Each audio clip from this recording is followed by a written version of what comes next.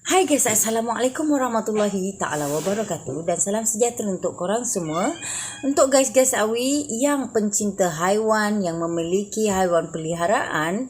Bagi korang yang masih lagi tak menemui atau dalam kesulitan mencari vet yang baik, untuk haiwan-haiwan peliharaan, Awi ingin berkongsikan satu vet yang dah bertahun-tahun Awi pergi, di mana vet ini bertempat di Putra Heights guys.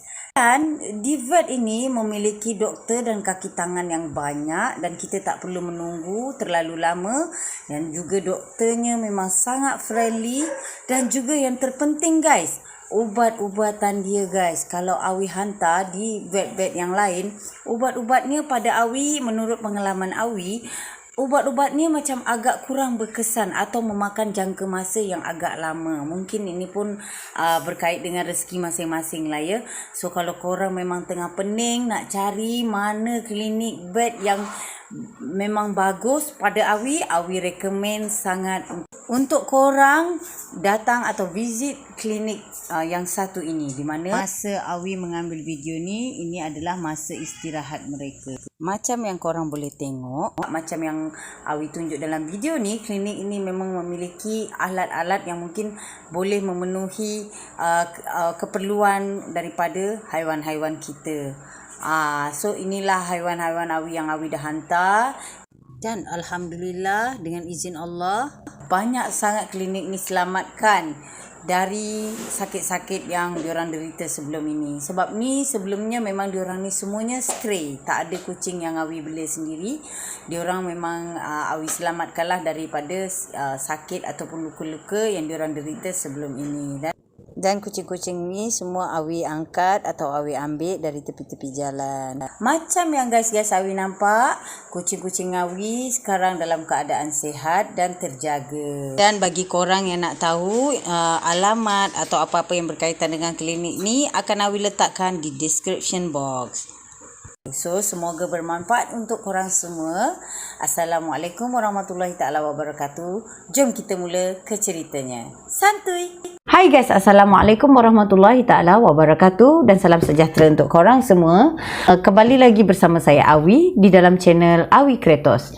So macam yang korang lihat sekarang ni, keadaan Awi ini adalah salah satu sebab kenapa Awi tak boleh munculkan diri kebelakangan ini guys. Sebab macam Awi yang kerja berkebun ni, macam-macam yang kita lalui kan, apalagi di musim-musim hujan ini guys. So macam yang korang lihat, tapi ni dah mula sehat lah. Ni Awi adalah terjadi aksiden ringan di saat Awi bekerja, tapi dia bengkak sampai sini tau guys. Tapi disebabkan dah rindu sangat dengan guys-guys Awi, sahabat-sahabat Awi Kretos ni, itu yang Awi okey lah, agak-agak dah boleh. Tapi nampak macam eyeshadow kan. Tapi dia memang bengkak lah. Awi menghadirkan diri menemani dan menemui sahabat Awi Kretos ni. So Awi mengharapkan korang semua dalam keadaan sihat semua ya guys ya. Okey guys, tanpa buang masa lagi, di kali ini Awi nak lagi berkongsikan sebuah cerita yang tak lain tak bukan. Cerita ini telah dikongsikan oleh Abang Zul kepada Awi untuk Awi kongsikan kepada korang semua. Di mana cerita ini berlaku di saat Abang Zul dalam masa bersekolah lagi. So kira dah lama gila cerita ni. Dan kejadian ini berlaku pada tahun 1980-an macam tu guys. So pengalaman seram yang diceritakan Abang Zul ni kepada Awi, memang pada Awi agak menyeramkan guys. Dan ending dia tu memang gempak lah, macam dalam movie lah Awi rasa. So kalau korang nak tahu ceritanya guys, tanpa buang masa lagi, jom kita terus ke ceritanya. Satu. Okey guys, pada tahun 1982 sehingga 1986, Abang Zul ini berada di satu sekolah asrama penuh. Abang Zul ni bersekolah dari tingkatan 1 sehingga ke tingkatan 5 guys. Di mana sekolah asrama penuh tersebut boleh dikatakan agak ternama lah di tahun itu. Dan sekolah ini berada di Ceras KL. Dan sekolah Abang Zul ni di kawasan tersebut memiliki 3 buah sekolah asrama penuh yang terletak bersebelahan dengan sekolah Abang Zul ini sendiri, di mana salah satunya adalah sekolah sains yang memiliki pelajar campur lah, kira lelaki dengan perempuan dicampur dalam sekolah itu. Di mana sekolah yang satu lagi ialah sekolah kemahiran vokasional yang juga mempunyai pelajar campur lelaki perempuan akan duduk di sekolah yang sama. Tapi lain dengan sekolah Abang Zul ni guys, di mana sekolah Abang Zul ini sekolah hanya untuk lelaki sahaja ataupun all boys school. Dan sekolah ini telah wujud pada tahun 1960-an lagi guys. Kira dah lama gila sekolah ni. Dan zaman itu sekolah-sekolah asrama tersebut dikelilingi dengan hutan-hutan yang tak berapa besar lah hutan tu, dan lombong-lombong yang telah ditinggalkan. Dan juga ada dalam 2-3 buah kilang yang ada berhampiran dengan sekolah tersebut. Manakala orang-orang atau tempat penempatan di sekeliling sekolah tersebut ialah berupa kampung-kampung setinggan guys, yang dikenali pada tahun itu dengan nama Kampung Kongo. Jadi bagi abang-abang atau kakak-kakak Awi yang pernah berada di zaman itu, bolehlah berkongsi dengan kami ni di ruang komen, okey? Dan kampung-kampung tersebut akan menjadi sangat sunyi di waktu malam, di mana Awi cuba menggambarkan situasi macam yang diceritakan Abang Zul di depan pintu sekolah Abang Zul tersebut.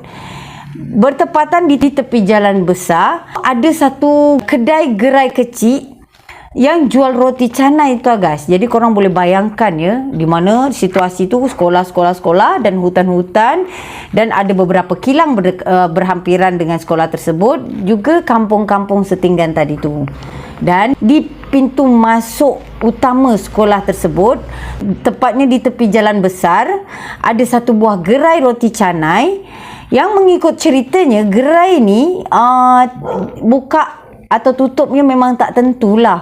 Macam suka-suka hati dia lah. Kadang dia buka, kadang dia tutup. Kadang 3-4 hari buka, kadang 3-4 hari tutup. Sebab menurut Abang Zul, menurut cerita Abang Zul, pelanggan-pelanggan dekat sana memang tak berapa ramai lah. Hanya mengharapkan pelanggan daripada murid-murid sekolah di saat itu. Jadi bila tak ramai dia tutup lah. Bila ramai dia akan buka. Dia akan buka lama sikit. Mungkin lebih kurang macam tu lah guys. Dan tak jauh daripada kedai tersebut guys, kira-kira jaraknya 50 meter dari kedai gerai tersebut, ada satu bus stop yang ada dekat sana. Ni semua korang cuba ingat keadaan dan situasi, sebab dia akan berkait tau guys dengan cerita Abang Zul ni. Dan manakala daripada bus stop itu lebih kurang dalam 200 meter, bila mengikuti jalan besar akan terjumpa lagi 5 deret kedai, iaitu kedai separuh kayu, separuhnya batu. Korang boleh bayangkan ya. Jadi kedai ini menurut Abang Zul yang dipanggil dengan Texas. Kenapa? Sebab kedai itu macam kedai ala-ala cowboy tau guys. Di mana kedai itu terdiri daripada 3 gerai makan, 1 kedai gunting rambut dan 1 lagi kedai geruncit. Itulah dia nampak ala-ala macam cowboy di zaman itu. Dengan itu tempat tersebut dipanggil dengan Texas guys. Siap ada emoji gelak lagi tau guys. Okey, disingkatkan cerita, lepas korang dah dapat gambaran tempat dan kedudukan sekolah tu macam mana, pada masa itu lepas waktu sekolah ialah pukul 6 petang, dan di mana pelajar-pelajar yang boleh keluar pergi ke kedai untuk membeli barang-barang keperluan diorang lah, atau makan dan minum. Diorang ni boleh keluar tanpa meminta izin tau guys. Jadi diorang ni diberi kebebasan untuk keluar, janji kena balik pukul 10 malam. Kalau kiranya diorang ni lewat balik lepas daripada pukul 10 malam, diorang akan didenda seminggu tak boleh keluar pergi kedai guys. Korang bayangkan, di mana diorang hanya perlu mengisi buku kebenaran keluar masuk sekolah tu lah guys. Macam yang kita tahu juga dari dulu hingga sekarang kan guys, budak-budak sekolah ni memang mesti ada yang nakal-nakal. So bagi yang nak keluar sampai lewat malam, diorang akan sorok-sorok keluar, panjat pagar, dan aktiviti ni biasa dengan panggilan fly. So korang dah tahulah, tak kiralah dia keluar secara halal ataupun secara haram. Tapi kalau dah panjat pagar tu korang tahulah, korang faham-faham lah kan guys. Jadi diorang akan fly semata-mata nak pergi ke kedai runcit yang 5 sederet tadi tu guys. Sebab dekat sana ada banyak pilihan. Jadi Kan di kedai runcit tu diorang ni boleh main carom ataupun dam aji dekat sana. Itu yang budak-budak ni tertarik nak pergi ke sana di waktu malam guys. Jadi guys, sedikit lagi information untuk sahabat-sahabat Awi ni. Pada tahun 90-an tempat itu telah dijadikan satu stadium, iaitu Stadium Velodrome Basikal KL guys. Sampailah ia ditutup secara rasminya di tahun 2016. Jadi ada beberapa gambar yang korang nampak dekat background Awi ni macam ni lah keadaannya di saat itu guys. Jadi macam kita tahu, seperti sekolah-sekolah asrama lainnya, sekolah Abang Zul ni juga memiliki cerita seram tersendiri guys. Di mana cerita seram dari sekolah Abang Zul ini telah menjadi urban legend di kalangan diorang. Dan cerita kita di kali ini adalah cerita yang telah disampaikan oleh super senior Abang Zul kepada dia, yang terjadi pada tahun seawal 1979 guys. Jadi dipendekkan cerita guys, selepas Awi menerangkan segala tempat dan kedudukan sekolah tersebut, kita masuk cerita seramnya guys. Di mana pada tahun 1979 Abang Zul ni menceritakan ada satu budak di tingkatan 6 atas di sekolah abang ni, nama dia Aman. Dan Aman ini pada masa itu berumur 19 tahun. Kejadian ini berlaku di satu petang tu. Aman ni telah melakukan fly di hari itu guys. Jadi selepas dia melakukan fly itu guys, untuk pergi ke tempat favourite diorang yang dinamakan Texas tadi tu guys, dia nak lepak dekat sana guys untuk bermain carom ataupun dam aji. Bila sesampainya di sana, dia ni pun lekalah melepak dan melepak sehinggalah dia tak sedar jam telah menunjukkan pukul 1:30 pagi guys. Jadi bila dia dah tahu, dia dah perasan jam telah menunjukkan pukul 1:30 tersebut, dia pun cepat-cepatlah bangkit dari duduknya dan ingin balik ke sekolah dia. Di mana bila Aman ni melalui satu bus stop yang Awi cerita tadi tu, di bus stop tu dia ternampak satu susuk perempuan yang sedang menangis kata Abang Zul. Lepas tu nampak macam budak tersebut berumur dalam kitaran 15 hingga 16 tahun. Dalam hati si Aman ni, lelaki sejati manalah boleh tak tolong perempuan kan. Jadi menurut Aman ni, dia ni sebagai dia lelaki, dia mestilah ambil berat bila dia nampak seorang perempuan yang nampak dalam kesusahan. Kononnya lah kan guys. Lepas tu kan guys, bila dia dah pergi berjalan ke bas tu untuk menghampiri perempuan tersebut, Aman ni pun bertanyalah dengan perempuan ni, "Kenapa dek? Ada masalah ke?" dia tanya. Tapi perempuan tu hanya tertunduk saja dan tidak menjawab sembarang apa pun dari pertanyaan Abang Aman tersebut. Kita panggil abang lah kan, sebab dah jauh umurnya kan guys. Jadi bila Abang Aman ni tanya, perempuan tu tak menjawab tu guys. Dia tunduk. Dia terus menangis sambil tertunduk. Abang Aman ni pun teruslah sambung lagi bertanya kata Abang Zul. Lepas tu Awi pun macam, lepas tu bang, macam mana bang? Dia terus tanya, bergaduh dengan kawan atau teman lelaki ke? Dia tanya. Atau awak ni tengah bergaduh dengan mak ayah ke dek? Dia cakap, alah dek, janganlah macam ni. Semua boleh bawa bincang dek, janganlah macam ni. Bila dia dah cakap macam tu, perempuan ni masih lagi dalam keadaan menundukkan wajah tapi sambil menangis. Dia menangis, dia tunduk wajah. Lepas tu Abang Aman ni boleh sambung lagi pertanyaannya. Dia meminta perempuan tersebut untuk melihat dirinya. Dia macam, "Dek, tengok abang ni dek. Dek, tengoklah abang ni. Tengok abang ni. Kenapa?" Lebih kurang macam tu kan guys. Tetapi guys, bila Abang Aman ni dah menggesa perempuan ni untuk melihat dirinya, di saat dia bercakap tu, tiba-tiba perempuan tu daripada menunduk, dia terus melihat Abang Aman. Dan mana Abang Aman dah nampak muka perempuan tersebut, dia terus, "Astaghfirullahalazim." Korang nak tahu Abang Aman tu nampak apa? Perempuan tersebut bila dah naikkan wajahnya, wajah tu hanya rata guys. Tak ada mata, tak ada hidung dan tak ada mulut. Cuma rata je guys. Dan bila dah tengok macam tu, Abang Aman ni dengan pantas memecut, lari untuk balik ke asramanya cepat-cepat. Dan bila dia nak sampai asrama tu guys, kan ada satu kedai gerai makan tu kan, dia berhentilah dekat sana untuk menetralkan nafas dia lah. Bila dia dah nampak gerai makan tu, Abang Aman ni macam lega sikit tau guys. Dia kata, nasib baik gerai tu masih ada, masih buka dan masih ada lampu gasolin lagi dekat sana. So dia pun rasa lega lah. Dia pun cepat-cepat berjalan ke arah gerai tersebut. Dan bila dia dah sampai, dia nampak dekat sana gerai tersebut memang dah sunyi dan tak ada pelanggan. Dia pun macam, oh yelah dah lewat malam. Tapi di saat dia nak lalu tu, dia ternampak tuan yang punya kedai dekat situ tengah membasuh pinggan mangkuk di belakang kedai dia. Jadi mungkin gerai tu dah tutup. Jadi menurut pemikiran Abang Aman ni, oh mungkin kedai dah tutup, dia tengah nak bersih-bersihkan kedai dia lah. Bila dah nampak tuan tu tengah buat kerja tu, Abang Aman ini terus pergi menuju ke abang tu lah. Kononnya dia nak mengadu lah apa yang dah dia lalui tadi. Dengan tercungap-cungap, Abang Aman ni Dia pun pergilah menemui tuan kedai yang tengah cuci pinggan tadi tu. dia pun bang tolong bang, kata Abang Aman ni. Lepas tu tuan kedai ni pun masih lagi meneruskan mencuci pinggan, di mana posisi dia, tuan kedai tu tengah membelakangi Abang Aman itu sendiri. Kira Abang Aman ni menghampiri tuan kedai tu daripada belakang lah kan guys. So dia sambung lagi, bang tolong bang, dia kata. Lepas tu tuan kedai yang tengah mencuci pinggan tu, dia masih basuh lagi pinggan, tapi dia menjawab, nak tolong apa? Engkau ni kenapa? Kata dia.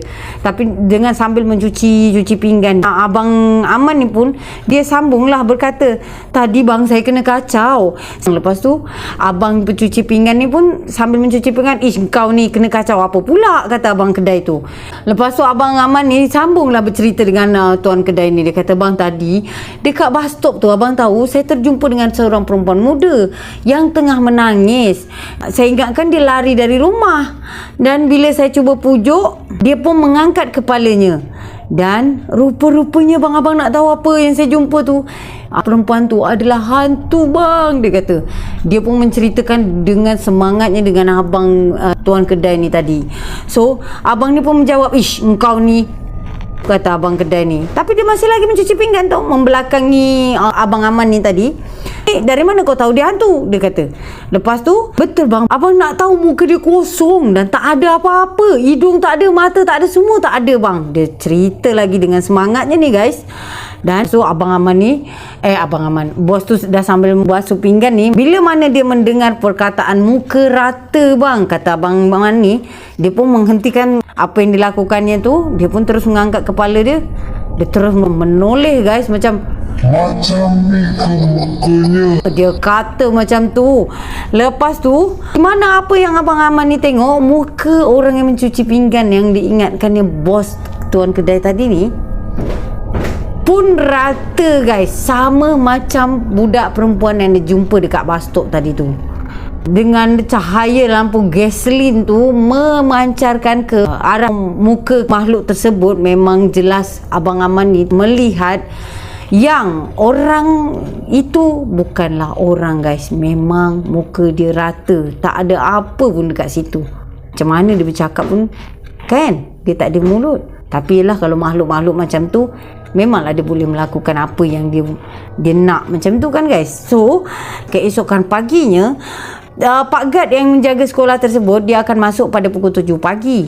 Di mana bila Pak Gad tu nak masuk, dia telah menemui Abang Aman ni yang terbaring tak sedarkan diri di tepi longkang besar di depan pintu masuk sekolah asrama tersebut guys. So itulah cerita yang telah dikongsikan yang pada Awi cukup seram juga guys ya. Gila, muka rata tu guys. Tapi anak buah Awi pun ada pernah jumpa tau muka rata. Tapi mungkin itu jenis jin yang macam mana. So itu sajalah cerita Awi di kali ini. Mungkin agak cukup singkat sebab yalah Awi tak boleh berlama-lama sebab ini pun dah mula rasa sakit. So macam mana pendapat korang dengan cerita Awi kali ini? Cerita yang telah dikongsikan Abang Zul kali ini, boleh kongsi di ruang komen. So guys, jangan lupa, macam biasa Awi nak mengingatkan untuk guys Awi yang telah menonton, yang dah singgah tapi belum subscribe lagi, ada baiknya support Awi dengan menekan butang subscribe dan nyalakan loncengnya. Dan jangan lupa juga like maupun share kepada kawan-kawan terdekat korang semua, okay? So guys, jumpa lagi di next video Awi. Awi harap cerita kali ini dapat menghibur guys atau sahabat-sahabat Awi semua. Terima kasih banyak. So jumpa lagi di next video Awi. Assalamualaikum warahmatullahi taala wabarakatuh. Dan salam sejahtera untuk korang semua. Stay safe, stay healthy and stay alive. Santuy.